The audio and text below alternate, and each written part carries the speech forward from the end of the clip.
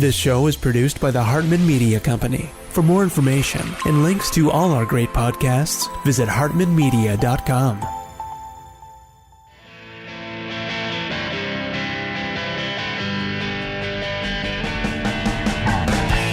Welcome to the Young Wealth Show, where you'll truly learn how to make, spend, and invest money for an awesome life. Get the real life stuff that wasn't part of your school curriculum. Young Wealth gives you innovative new ways of dealing with your finances, as well as the skills and tools you're going to need to survive and be successful out on your own. Let the Young Wealth Show be your GPS to take you from clueless to clued in. Here's your host, Jason Hartman, with Young Wealth. I hope everybody is staying safe and sound. Just heard from a friend of mine who did get infected with coronavirus, and he is on the road to recovery. You know, it wasn't too bad. He's middle-aged, and, well, no, he's actually a little older than middle-aged, maybe. Well, depends what you think middle age is anymore. Remember, that's a moving target. But yeah, he said it was tough. It was like a really, really bad flu, basically, with maybe like one other symptom, but no hospitalization or anything like that. So again, this too will pass. And I have been on a mastermind, a virtual mastermind. It was supposed to be in person. One of the mastermind groups I'm in, it's a $10,000 a year mastermind. And they hosted, well, not we, but I'm a participant, but the host hosted a mastermind call. It's still actually going on, a virtual meeting. It was supposed to be in North Carolina. And it's gone overboard. It was supposed to be 4 hours, and we're on to almost 6 hours now. So there you go. That's how it goes. But in hearing from all these business executives and entrepreneurs and real estate investors in this group this morning, the mentality, and there were many more of them on earlier, but the call has gone very long, or the meeting has gone very long. Don't know if I should call it a call or a meeting. It's a virtual meeting. There's video. We're looking at everybody. The sentiment seems to be that, everybody needs to decide whether or not they're going to pay their mortgage when it comes due on the 1st. That's one question. And everybody's making individual decisions, whether or not they're going to make their mortgage payment. And that is pretty much historic. That's never happened before, except, of course, during the Great Recession, but it didn't happen so suddenly. During the Great Recession, people did strategic defaults, but they did them at various points over the course of several years. Now it's like, boom, all at once. Come, 5 days or so from now, millions and millions of people may just decide not to make a mortgage payment. And that's what investors and homeowners need to decide. It's an absolutely unprecedented time in which we live, but most lenders said they are just going to allow forbearance. You heard yesterday when I played a message from one of our listeners on the show, and then you heard last week when we talked about the return policy for real estate. These are uncharted territories. But the interesting thing about it, and the opportunity, if you can manage your mindset and hold it all together, okay, that's an if, right? Because some people are kind of in panic mode, right? I mean, you all know of them, and hopefully you are not one of them, because cooler heads always prevail, okay? So leave some toilet paper for the next person in the store, okay? Oh, gosh. Some of this, we're going to look back on it and think, what were people thinking? Yes, what were people thinking? But the sentiment seems to be that by May 1st, most everybody's going to be back to work, and things are going to be back on the road to recovery. It's, this is a temporary shutdown. It's not a 1-year sabbatical. It's a quick thing. And as I talked about the other day, maybe yesterday, not sure, maybe the day before, the U-shape, V-shape, or square root shape recovery, I think this one will be kind of like a square root, that square root symbol, right? Where we were going along with this booming economy. And I say that in the context of the world economy, right? Because the economy was booming relative to the world economy. Of course, pretty much every economy in the world is built on a house of cards. That's the broader picture, but relatively speaking, booming, okay? And relatively speaking, in terms of the U.S. economy, where, you want to buy real estate, versus other economies around the world, I think ours will recover very quickly and nicely. Obviously, you have huge advantages when you can agree to a $2 trillion, that's with a T, a $2 trillion stimulus package that will turn into about $6 trillion in no time flat. Okay. Don't worry about it. There's more coming. You can just create money. You can just print money. Now, of course, eventually that'll cause inflation, and gotta look at the big picture. So here's a couple of steps that I'd like to just mention for us to manage our mindsets in these crazy times. Number one, calm down. Relax. Relax. No, that's relax. I know. I get it. I'm being funny. Well, you probably think, Jason, you're not very funny. Okay, well, you're probably right. I'm not very funny. But anyway, relax. Stay calm. Don't panic. Okay? Number two, keep good counsel.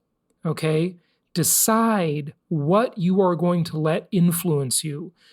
Decide, just like you would hopefully do with what you put into your mouth, decide what thoughts and what news you're going to let enter your head. Okay? Do not be a news junkie. Now, I say that, and I'm almost thinking, Jason, you might be a little bit of a hypocrite there. Well, look, folks, I kind of have to be a news junkie because my job is to take in the news and assimilate it and help you develop a strategy to react to the news and hopefully be proactive with the news, right? That's my job. But it's probably not your job. I know we have some media people that obviously listen to the show, but most of you, it's not your job. So don't be one of those people with that idiot box called the television. I guess it's not a box anymore. It used to be a box in the old days. Now it's a flat panel. That idiot flat panel, they used to call it the idiot box. That's what television was called, right? Don't have that thing on all day. And don't go on this diet of being a news junkie. It's not going to help you, okay? So keep good counsel. Listen to wise, prudent people who are calm, who are not panicking, who are being proactive. Number three, keep your eye on the ball. Keep your eye on the ball. We are going to go through a crazy 5 weeks. This next 5 weeks will probably, the kind of news that will occur, watching the statistics, hearing about the next government bailout, another program for this group and that group. And, by the way, I got to say, shame on the Democrats in Congress who did their typical pork barrel thing with this bailout. It's absolutely, just shameful. And I'm not being political, by the way. It was the Democrats, okay? Don't be a news junkie, but it's in the news. All you need to do is read it. And we'll probably talk about that tomorrow or next week. So focus, keep your eye on the ball, okay? I remember when I was going through such a hard time with my traditional real estate company, the one that I sold to Coldwell Banker in 2005. And man, I went through some really tough times with that business. 8 years I ran that thing and did a turnaround. It was just like the hardest thing I ever did. And I remember one of my friends, as we went through the franchise company falling apart, no fault of my own. I was just there, unfortunately. I was an unwilling participant. We went through 9/11. Okay, do you remember 9/11? How bad that was? How we thought the world was coming to an end back in 9/11, 2001? Okay. Do you remember the great financial crisis, the Great Recession? Probably nobody listening remembers the Great Depression, but possibly. A friend of mine, a very successful friend of mine, he said, Jason, I said, what do I do? And he said, Jason, keep your eye on the ball. Keep your eye on the ball. And that's what we've all got to do. Because as I predicted over the last several episodes, we have got a tidal wave of opportunity coming our way as real estate investors, okay? There is going to be a mass migration to low-density suburban living. And I got more data on that just since yesterday. I'll share with you in the upcoming episodes. No time to do it today. We've got to get to our guest, and we've got to get to part 2 of 1031 exchange alternatives, which we talked about a little bit yesterday, but there is a very small little vignette. I've got to play for you part 2 of that interview for something we forgot to mention. That's very important. So that's coming up here. And then we've got Adam on to talk about comparing income property with massive vacancy, where tenants just stop paying the rent, comparing that to the stock market, okay? Because the question is always compared to what, okay? So keep your eye on the ball. We've got huge opportunities here. By the way, I'm going to make 2 more predictions. In addition to the no-limit Federal Reserve, a push toward digital currency, a push toward universal basic income, a push toward national Section 8 style program. Basically, this is all a push toward socialism. Doesn't matter what side of the aisle you're on. We're all socialists now, okay? That's the reality of it. A couple more predictions. Decline of public spaces. And this one I think is a sad one, and so is the follow-on that I'm about to say. But malls, restaurants, public spaces of any sort, hotels, with my 1031 exchange that I just started several months ago, I talked to you about that, sold that apartment complex I owned with a client of ours for $5 million. I was shopping for hotels because I thought, I haven't done a hotel yet, and I'd like to do a hotel deal. I've definitely cut my teeth in the single-family homes, made tons of money in single-family homes, love it. I still think it's the very best asset class of all. It's not perfect by any means, but it's the best one in the real estate sector. And then done mobile home parks, a few apartment complexes. I just kind of wanted to try a hotel. I just wanted to try my hand at it. And I was shopping for hotels. Well, look at what happened to the hotel industry now, right? And I think these things, even after the economic recovery that is probably going to come pretty quickly, okay? We'll see how significant it is, but it's coming, and it's coming quickly. What we're going to see is a decline of public spaces, and that will be with us for many, many years to come. So not everything will recover when the recovery occurs. It will be spotty. Also, so decline of public spaces in general, even if they are public spaces that are government public spaces or private sector public spaces, doesn't matter, decline of them. And sadly, an increase in loneliness, because there is going to be a social distancing that will live on far beyond this crisis. And there's definitely going to be some sad side effects. Hopefully, we can bridge that gap as much as possible with technology, as we've seen people having virtual meetings and so forth, like this one that I'm in that's still going on, but I had to take a break to talk to all of you. So stay calm. Keep good counsel. Keep your eye on the ball. Okay, that's 1, 2, 3. Number 4, take action. In the midst of when everybody else is lost, doesn't know what to do, is freaking out, take action. Okay? Invest. Do things when other people are unwilling to do them. Now, you got to be more careful and more prudent. Okay? And if you're a newbie, this is not the time for you, okay? But it's changing so quickly that I might be talking to you in 2 or 3 weeks and say, okay, newbies, come on in to the market. But right now, just hold your horses, okay? Don't do anything yet. Just study. And by the way, studying, people are increasing their skill set. One of the benefits, there are many silver linings to this whole situation. One of them is that we are going to have a higher skilled workforce. Literally, people are gobbling up education right now. Self-improvement programs are selling out. All of my friends that are in that business, and of course we're in that business too, are doing incredibly well. People are looking for other opportunities. They're redesigning their lives. All kinds of great things coming out of this. So stay calm, keep good counsel, keep your eye on the ball, and take action. All right? Those are my tips for you. Okay, hey, I'm going long again. We've got to get to today's show. We got some very important stuff to talk to you about. 2 more parts of today's episode. One with Adam when we talk about comparing income property with a situation where the tenants don't pay their rent for months at a time, comparing that to the stock market. And then also part 2 from yesterday about 1031 tax-deferred exchange alternatives. If you need us, we're here for you. always reach out, 1-800-HARTMAN or jasonhartman.com. Any of our team members will be happy to help you with whatever you need. So remember, we are your investment therapist. Yes, investment therapist. All right, here we go with parts 2 and 3 of today's episode.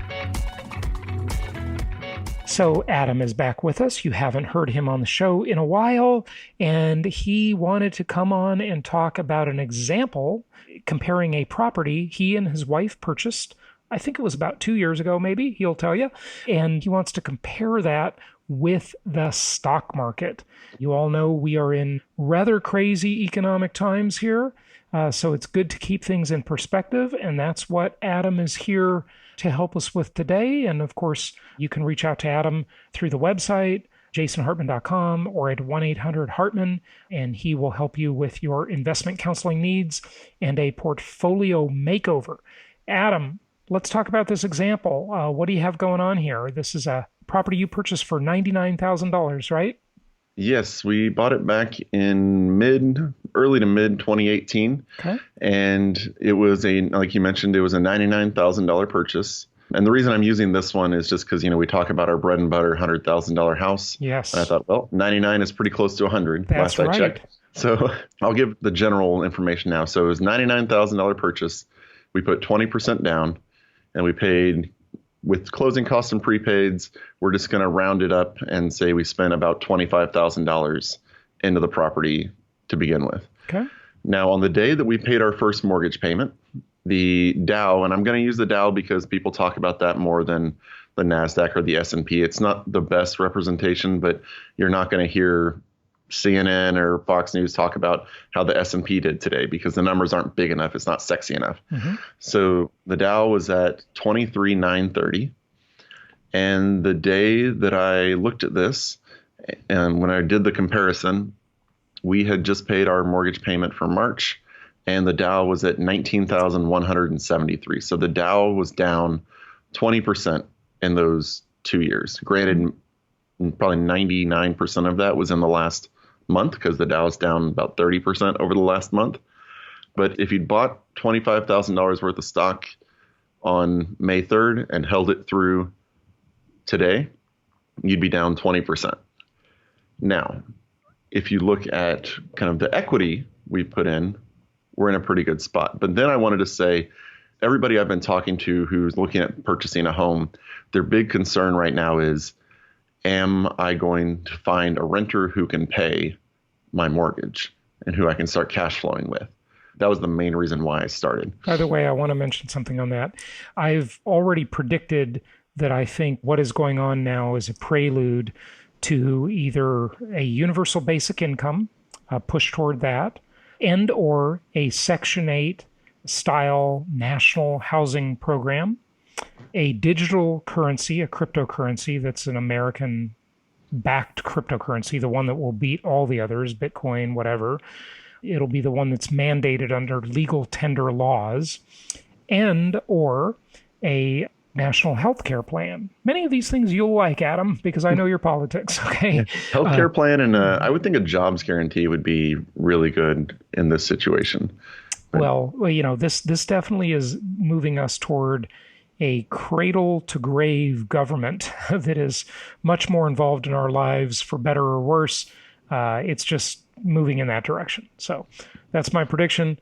We're going to see a lot more government in the future, regardless of what party you vote for. It doesn't matter. In a disaster scenario, emergency, we all become socialist, and we looked for a big brother to help us out. So that's where we are, folks. I'm just being a realist, not a philosopher. Okay, keep going. So I looked at our payment that we paid for that property in March of this year, and our payment is $443.50. That's principal, that's interest, that's prepaids, all the escrow money, everything. $443.50. Of that, just under $98 was principal. So that's money that we essentially get to keep because it's in the property. We can refi it later and spend it on other properties or whatever else we feel like. So the money I quote unquote would lose if I didn't have a tenant is just over $345. And out of all the money that we've put in at that point, Jason, that's only 1.3% of it. So we could lose, if the Dow is down 20% right now, we could lose 15 months of payments. We could have over a year with no tenant, and we would still be up based on what we had put into the Dow initially. So to all those people who are out there concerned, I agree. It is concerning because the money is coming out of your pocket the day that you put your mortgage payment down. But on the other hand, compared to what? Compared to... Good question, Adam. I'm glad you asked the famous Jason Hartman question. Compared to what? Absolutely the right question. Good. So if you compare it to the Dow, because your money is down 20%, you could have over a year of paying your mortgage with no tenant paying and without you taking the option of halting mortgage payments, and you would still be up because that would be 19.5% roughly. Yeah. And the dirty little secret, of course, as we've talked about, is you don't have to pay your mortgage, I guess. That's what's in the news, folks. But, do that at your own risk. And dear listeners, I will play for you the message I just received yesterday. As we talked about last week on the return policy for real estate, the loan modification opportunities, the workout opportunities will be coming. And guess what? One of our listeners took advantage of it already. This is Johnny from Arlington, and here is what he had to say. Jason, I'm on customer service right now with my lender working out a loan mod. Wish me luck. I love the audacity of being a real estate investor, by the way. Thanks for lending me $100,000. Hey, do you mind if I not pay you for a couple months? Thanks. Jason, that took 31 minutes. I was on the phone a total of 31 minutes and was able to get forbearance plans for 2 of my properties. And so I'm not going to be paying the mortgage payments, the entire mortgage payments, taxes, insurance. One has PMI. I'm not paying that for 3 months. I knew that eventually that will be due, but at the end of that 3 months, then the mortgage servicing company will consider a mortgage modification plan. And so first they want to kind of test the waters of the current economic situation with the forbearance option. And then if things aren't shaping up, then they're willing to consider the modification option. So for me, that works. That's 3 months that I can maybe find a better purpose for the cash in the present time. And I've got the means to pay it off eventually, but that's a pretty good plan. So would love it if you would strongly advise other options, but that seemed to be the only way to go for me. But that works for me. I think I would imagine that things aren't going to be rosy after 3 months. I think that we're going to be looking at a lot more of these actual modifications. The guy I was talking to said that he's been doing dozens and dozens of these sorts of calls all day. That's all he's hearing about. So everyone's doing it. And that's plenty of reason to consider doing it, right? All right, Jason. Hey, thanks. Bye. So there you go, folks. We have the loan modification culture. It's already back. It started, 12 years ago? It was big for about 4 or 5 years. And here we are again. Adam, continue. Oh, I mean, something like that is, we were talking about it just before you played it, it's worth a shot. The worst they can say is no if you want to try to do it. Absolutely worth a shot. Yeah, like I always say, the best insurance is a high loan balance. By the way, if you're new to the show and you don't really understand what we're talking about or have a context for it, go back and listen to some of the old episodes. At jasonhartman.com, you can use the search engine and you can search for keywords like loan modification, short sale, workout, or just listen to the 2 episodes I recorded with Rabbi Evan Moffick last week on the return policy for real estate. Okay, Adam, go ahead, continue with your example if you would. So the example is pretty much wrapped up. What I really just wanted to tell people is that in this environment, yes, the idea of purchasing a property can be daunting. But one thing that we need to remember is that we're in an asset class that is also, it's just housing in general, and it's also owned by your primary property owners. And when they get bailed out or when they go to help them, it's going to help us.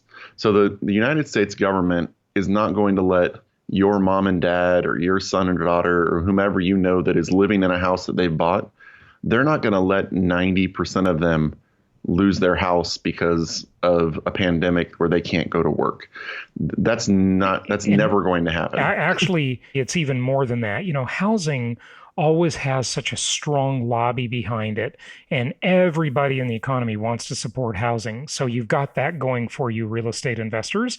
But also, in the current environment, you have the home, as I've talked about the past couple of weeks, the home is becoming the center of the universe. Mm-hmm. This is where they've told everybody to go and work. They've told everybody to go and study. They've told everybody to huddle up in the house and not leave. Okay? This is the best asset class in the entire world. I mean, I've always said it's the most historically proven asset class in the world and the most tax-favored asset class in America, the most debt-favored asset class in America. But now, more than ever, you're finding the home being this incredibly valuable asset. So buy lots of them and let people rent them from you. One thing I do want to say about that, though, Adam, and you alluded to it, is that if you are a brand new investor, and we have investors of all stripes and all socioeconomic classes that come to us, and they'll listen to the podcast, they'll go to jasonhartman.com, they'll reach out to one of our investment counselors, and some of them have millions of dollars with which to invest. Some have hundreds of thousands of dollars. Some have big real estate portfolios already and want to add more properties to their portfolios. Some are just starting out and they've got $25,000 or $50,000 or $60,000. For those of you just starting out, until further notice, we don't want your business. We don't want you to invest with us right now. We want you to just hold your horses and wait, because there are question marks, okay? And for you who are just starting and you don't have big cushions and a big margin, there's no hurt in waiting to hear what I say in 2 or 3 weeks, or maybe a month. I don't know. None of us know. But right now, keep your money, keep your powder dry. For the rest of you with more resources and more cash to deploy, you should keep investing. And at the very worst, you're dollar cost averaging into the market. And hey, it's mostly the bank's money anyway. You've already heard how that works out in your favor.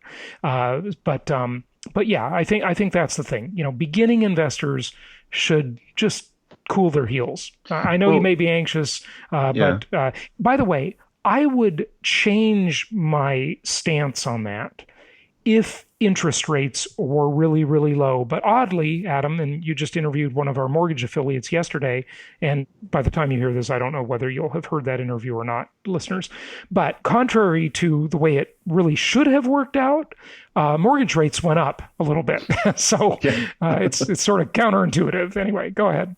I was going to say, if you're one of the new investors that Jason is saying not to jump in at the moment, what you probably want to do, which would be really helpful, is reach out to your investment counselor and say, hey, I'm not wanting to buy right now, but I'm thinking when I do want to buy, I want to buy in York, or I want to buy in Florida. Right. And what we can do is we can set up a call between you and the market specialist, and you can learn about them. You can learn about the market. And when the time comes and it's time to pounce, you don't have to worry about, oh, is that market good for me? Because you've sorted out which one is going to be best for you. So then you can just say, you know what, Adam, you know what, Sarah, you know what, Carrie, when a property at this price and that market comes available, I want it. Right. And then we can get to work doing that. And that's something you can keep your powder dry, but keep your knowledge up. Yes. And in fairness, I want to mention that Adam did not list every investment counselor we have. So, we have others too. But yes, absolutely. So it's always good to be in contact with one of our investment counselors and be on the list. Get on the inside. It costs you nothing. It's free to get a consultation, get a portfolio makeover, and just get that relationship built. So when you're ready, you have that relationship and you're ready to go. That's always the best case. But new people, cool your heels. Just wait. Okay. Don't do anything today. In a couple of weeks, this situation is changing so fast. In a couple of weeks, I may have a completely different message for you. I just don't know yet. But right now, we don't want your money. Okay, just keep your powder dry. For people with more resources, keep on going. That's our opinion of what you should do. Okay, anything more to this example that you want to say to wrap it up?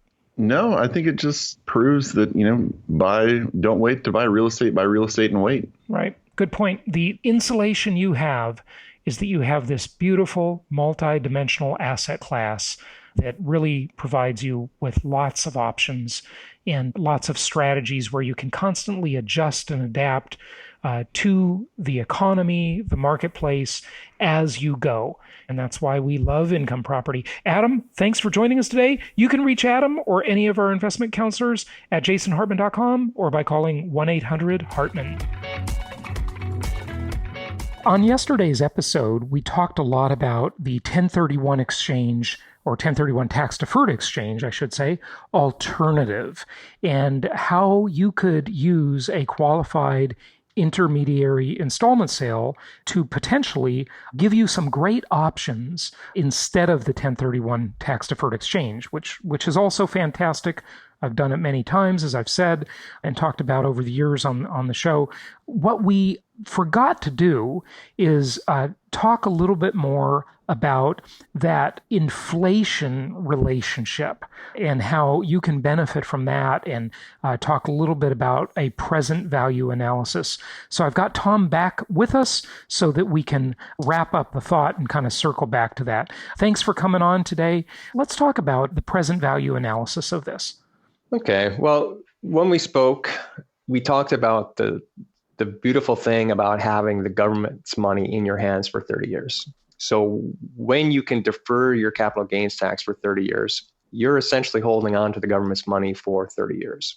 So what we mentioned yesterday was the fact that you can take that money and grow it potentially 8 times over if you could make 7.2% on your money. That's the rule of 72. But what we didn't talk about was the inflationary impact. So assuming the tax rate stays the same, the tax bill 30 years from now should be exactly the same as it would have been today. Right, which by no means do we think it will be exactly the same. It might be higher or lower, and there will be nuances and deductions, and it's never simple. But go ahead. Well, hopefully the Obamacare tax is gone, the net investment income tax, a portion of it, so that extra 3.8%. But just pure inflation reduces the purchasing power of money over time. Mm-hmm. So even if you assume just a simple 2% inflation over time, the value of $1 today would be about 50% of what it is today 30 years from now. Right. So if you picture a present value and curve, it would start off at $1 today, but over time that curve would drop down and slope out.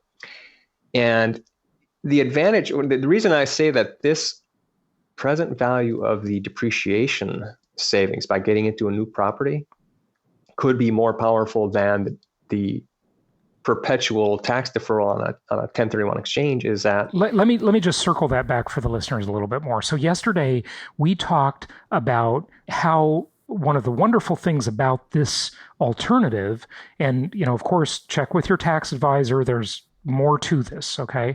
And we can connect you with some resources there as well. But you get to start the depreciation clock over again. When you do a 1031 exchange, you don't get to do that. You bring that depreciation recapture forward into the next deal. And this is a way to reset, if you will, or reboot that clock. Would that be a fair way to say it? No, great point. Thanks for bringing that up. I was taking too much for granted. Okay. Yeah, I just want to make sure everybody remembers that from yesterday. There's a lot going on in the world nowadays, so people are distracted. Correct. Yeah. So when you do a 1031 exchange, you're theoretically putting off that tax deferral forever. Because when you die, the property could pass to your heirs with a step up in basis. Now, of course, the value of the property still remains in the estate of the seller, so that people often forget to mention that aspect of it. Mm-hmm. But if over 30 years, the present value of the tax deferral has already dropped 50%, there's only 50% more in perpetuity, right? So I would argue if you can get cash in hand through taking depreciation on a brand new property, the present value of that in your hand today is worth a lot more than that extra 50% that you could get 30 years out in the future. Does that make sense? Right, because you have the use of the money today. And like I said before, Wimpy from Popeye taught me about inflation when I was a kid. I'll gladly pay you Tuesday for a hamburger today. You'd rather pay later and have the use of those funds today, because if you pay later, you're not subjected to an opportunity cost of losing the opportunity to use those funds today. So very, very powerful. Very powerful. Okay. Anything else on that? Nope, perfect. Okay, good stuff. So contact us for resources. We can connect you with Tom. He can connect you with other resources, attorneys, tax people, and also check with your own tax advisor. But this is a great option for you. Thank you so much for listening. Please be sure to subscribe so that you don't miss any episodes. Be sure to check out the show's specific website and our general website, hartmanmedia.com, for appropriate disclaimers and terms of service. Remember that guest opinions are their own, and if you require specific legal or tax advice or advice in any other specialized area, please consult an appropriate professional. And we also very much appreciate you reviewing the show. Please go to iTunes or Stitcher Radio or whatever platform you're using and write a review for the show. We would very much appreciate that. And be sure to make it official and subscribe so you do not miss any episodes. We look forward to seeing you on the next episode.